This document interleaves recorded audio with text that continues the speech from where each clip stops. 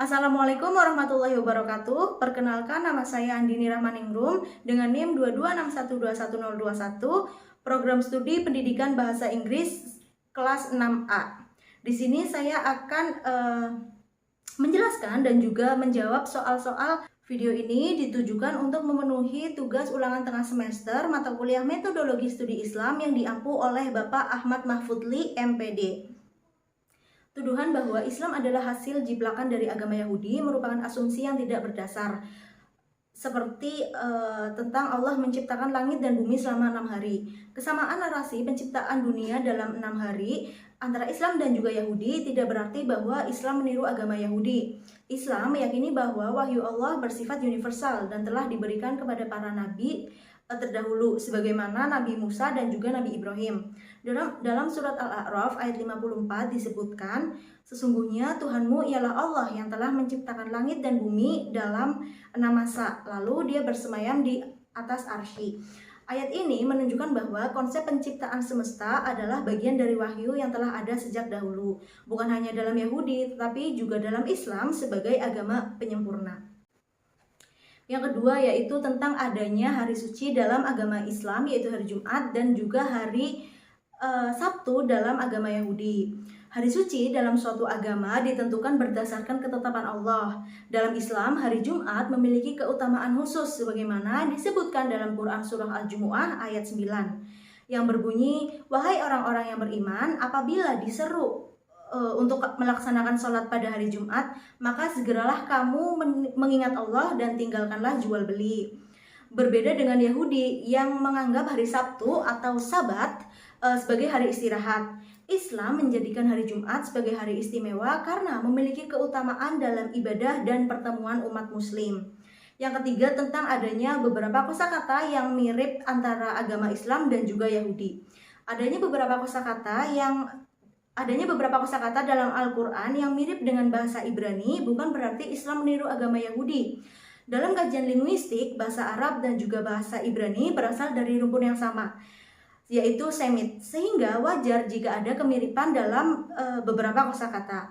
Misalnya kata Torah dari Yahudi yang memiliki kemiripan dengan Taurat dalam Islam. Namun Al-Quran tetap memiliki struktur, makna, dan penyampaian yang berbeda dari kitab-kitab sebelumnya. Yang keempat tentang Nabi Muhammad pernah berdagang ke Syam dan berinteraksi dengan Yahudi. Memang benar bahwa Nabi Muhammad pernah berdagang ke Syam dan berinteraksi dengan komunitas Yahudi. Namun ini tidak berarti bahwa beliau belajar agama dari mereka. Wahyu pertama yang diterima Nabi Muhammad SAW adalah melalui malaikat Jibril di Gua Hiro, bukan dari ajaran Yahudi. Bahkan dalam surat An-Najm ayat 3-4 disebutkan bahwa dan tidaklah yang diucapkannya itu, Al-Quran menurut keinginannya, itu tidak lain hanyalah wahyu yang diwahyukan kepadanya. Ini menegaskan bahwa ajaran Islam memang berasal dari Allah, bukan hasil dari tiruan dari ajaran lain. Begitu. Jadi kesimpulannya yaitu tuduhan bahwa Islam menjiplak Yahudi tidak memiliki dasar yang kuat. Kesamaan dalam beberapa aspek lebih disebabkan oleh fakta bahwa Islam adalah agama yang menyempurnakan ajaran sebelumnya, bukan agama yang meniru. Begitu. Untuk soal nomor 2 tentang implementasi metode dan juga metodologi dalam kasus suami dan istri. Konteks di sini yaitu sang suami ingin memenuhi keinginan sang istri untuk meminum sebuah kelapa muda.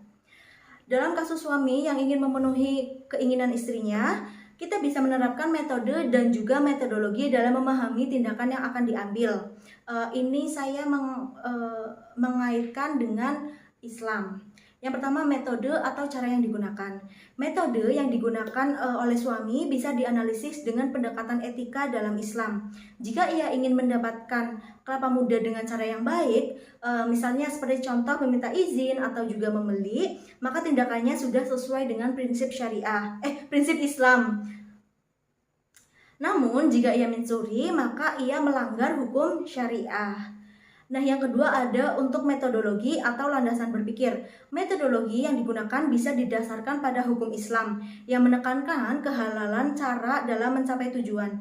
Dalam surah Al-Baqarah ayat 188, Allah berfirman, Dan janganlah sebagian kamu memakan harta sebagian yang lain di antara kamu dengan jalan yang batil. Jadi, implementasi metode dan juga metodologi dalam masalah ini adalah dengan memastikan bahwa tindakan yang diambil selaras dengan nilai-nilai Islam dan tidak melanggar aturan.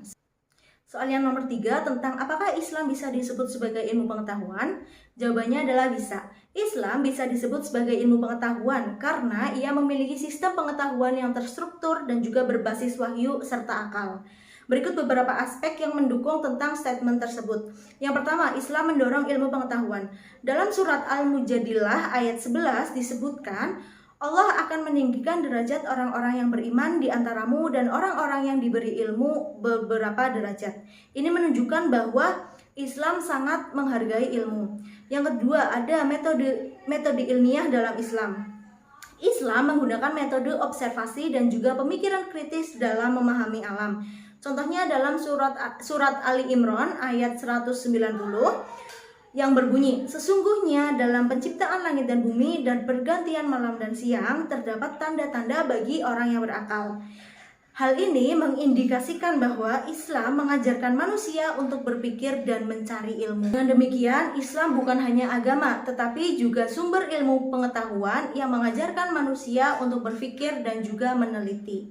Sekian dari saya, kurang lebihnya mohon maaf. Wassalamualaikum warahmatullahi wabarakatuh.